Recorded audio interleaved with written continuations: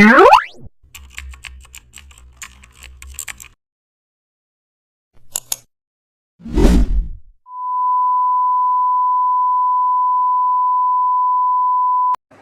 back to the channel and don't forget to like, share and subscribe for more updates.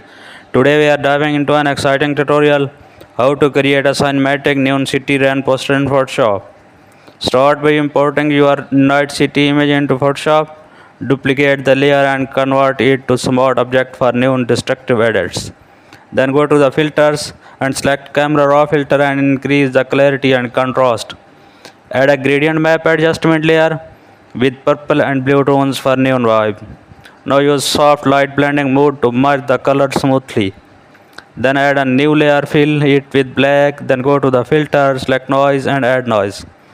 Choose blend mode to screen and slightly lower opacity. Then add motion blur to give the rain direction. Bring in your object for